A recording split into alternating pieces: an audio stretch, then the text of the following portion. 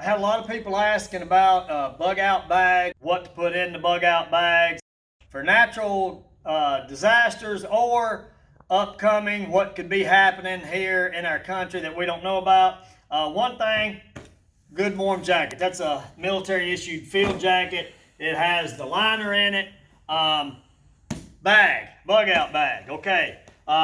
This is one of my students' bags. He agreed to let me dissect it so we could show everything that's in it.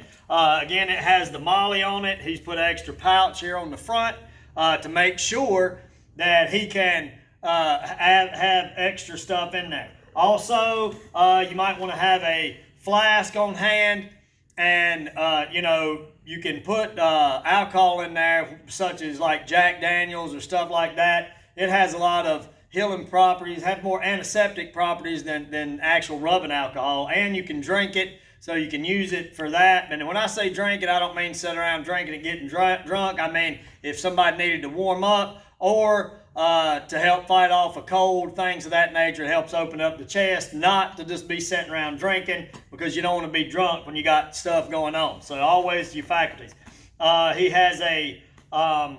He has a sleeping bag. I would suggest making sure your sleeping bag goes down to at least 30 degrees. My sleeping bag goes lower. Of course, mine is a military sleeping bag, and it has a cover. So if you have access to a military sleeping bag or can get that military sleeping bag, it has a cover to go over it. Things of that nature to keep you extra warm. Be sure and do that, but we'll go over some stuff to help keep you warm and all here as we go through. Okay, this guy, he's got a small crossbow. That's good for hunting small game. In this pouch, he has the bolts that goes to it. So that's handy to have for small game and could help in self-protection if you needed it. His bottom pocket down here, he has tent stakes, which I always tell them to get tent stakes because you need tent stakes in case you need to put up some shelter. You can, with these tent stakes, you can prop up even if it's a tarp. Even if you take, and I tell all my guys to get the big contractor bags. They're the heavy duty contractor bags. You can get them at Walmart, Lowe's, but they're heavy duty, almost 6 foot deep. You can split that bag. You can make a makeshift tent for one person in there. You can cut a hole in the bag to get your head through and your arms through. You can put the bag over you. It's like a poncho to keep you dry, and it will also insulate you and keep you warm. I tell people if they don't have a good sleeping bag cover, slip it down in that trash bag and then put their sleeping bag in there, and that'll also help keep them warm. So tent stakes, and that also can help with using that to set snare traps and things of that nature to catch small game. And also they use this is a saw, and it's a regular wire hand saw, and you can also use that for a snare. And I always tell them keep some of the cardboard on there because that's good to start fires with, and having as we talked about with your fire starting kit. So we have that. So we're going to go into this front pouch right here, and hopefully there won't be a lot of surprises in here. I gotta unbutton this thing all the way around. This is a good. He's got a really good bag. So in here you have a water straw, and I hate to unpack his bag. Water straw. These are ponchos, so you need the extra ponchos. These are emergency blankets. He's got several because I tell him you can never have enough emergency blankets. These are cheap. Another poncho. These are about $1. These things are about $1. The water straw. This is probably about $20, $17 to $20, but you can purify at least 100,000 gallons of water with that, and that's a lot of water. Okay, so you want that. And remember we talked about the fire starting kit, and I told you to get the little small logs. You can get these fire logs. You don't want to burn this all at one time, but you can break off on these and help to get your fire started. Not only that, you can use steel wool and a 9-volt battery if push comes to shove. So you need to have a lot of things of that nature. And again, I tell him keep the paperwork for kindling. Again, he has a flintstone so he can rake that off, magnesium rock, flintstone, any of that stuff. And he has the water tablets to use to purify water, and a knife sharpener. And one of these knife sharpeners is good because you can really get your knife sharp on the go. So all that is some good stuff to have in that pack. And we'll get this cinched back up here for him a little bit, and then that way he can get that later fixed up. That goes into the bottom of his pack. So we'll go into the main cabin of the pack and just look at some of the stuff that he has in there. He has a good side pouch. Before we get in here, he has a good side pouch. In his side pouch, and this is a good thing, I always tell the guys to get one, you need to have a good tourniquet so you can use it on yourself or someone else. I give all these to all of my guys. A hatchet or a tomahawk. You hear me talk about keep your tomahawk sharp. Always need to have a good hatchet, or I like to call it a tomahawk. He has a radio, and he has a lot of extra batteries. He has a K-bar knife, which you can't go wrong with that. United States Marine Corps. That's that, and he has a big supply of batteries, and that's some good stuff. Also, if you have access to things that are that you could use, that is solar operated to help charge. First aid kit, must have. Always need to have a first aid kit in your pack, because you may have to render aid to yourself or a loved one, or someone that's with your group or something of that nature. So all this stuff is great stuff to have in there, and we'll get all that put back here in a second. Inside the pack, we have warm weather clothes. Okay, you need insulated clothes in case you're outside and the element moving. You need insulated clothes. You need insulated socks, good wool socks. Now these are military issued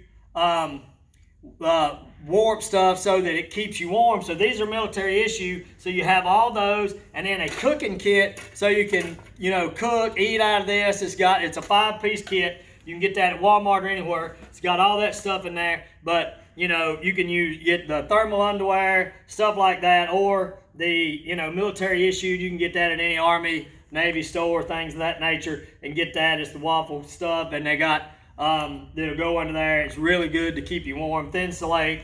And then, like I say, good warm socks. You make sure you have socks. I tend to tell the guys to put their socks in a baggie, a Ziploc baggie, squish it down, get all that out of it, zip it up to make it tight.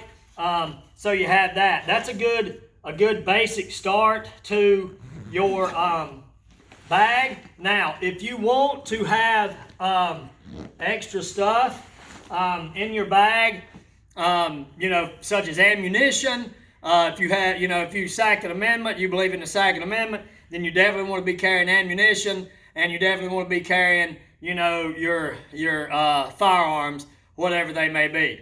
Then that means you would want to pack a firearms cleaning kit in your bag, so you have that.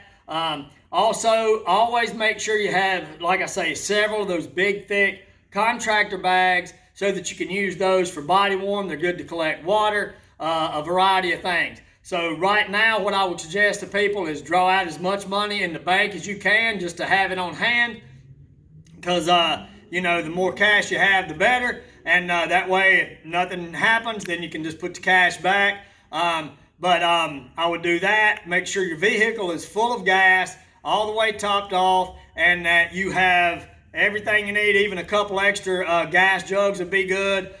Make sure you have extra water, and make sure you have extra food, canned goods, things of that nature. These guys have some MREs or some of the Patriot meals in there. That's in the very bottom of the bag. I'm not going to unzip back and get all that out, but the Patriot meals, you can get those, put that in there, because remember, you don't know. You need to have food for at least 10 to 12 days, but that way, that will give you a chance that if everything is shut down and you have to scavenge for your food, you have a chance you have something to eat until you do that, and you can, hunt or fish or do whatever, forage for plants or whatever, if you know about that kind of thing, to do that. But just be ready for all that. If you, not to scare anybody, but, nowadays and in today's times, it's good to have some body armor. If you don't have body armor, that's okay. That's no big deal. But just be prepared. Keep your family prepared.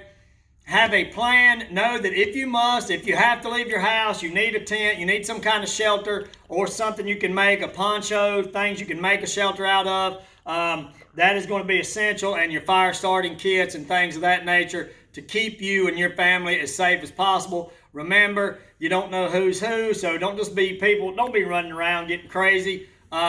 Just make sure you have stuff to protect yourself and your family, and only do anything that may cause somebody harm if it's just to protect you or your family, and just stay safe through this time and any times, because you have to keep yourself safe even if it's a natural disaster. Craziness goes on and people are running amok and people are scared and they're trying to find food and things of that nature that maybe didn't prepare, and they may try to steal stuff from you. So always be prepared for that. Always keep an eye open, and remember, if you go out and you buy canned food and you buy food that don't perish, you have it for later. If you buy the MREs or things like that, you have that stuff for later. But remember, just always be ready to adapt, improvise, and overcome. Echo this out to all your friends. I'll make this shareable. We'll get it out. We'll send this out just so you can send it to people. Gas in your tank, extra water, extra warm clothes.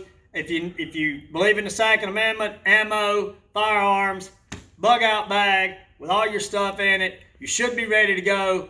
God bless America. Bless each and every one of you. L.A.S.T Defense, we hope that you enjoy it and you get something out of it. And we're Patriot Sheepdogs, and we are here to keep you safe, and we'll continue to keep working around the clock to make sure that happens.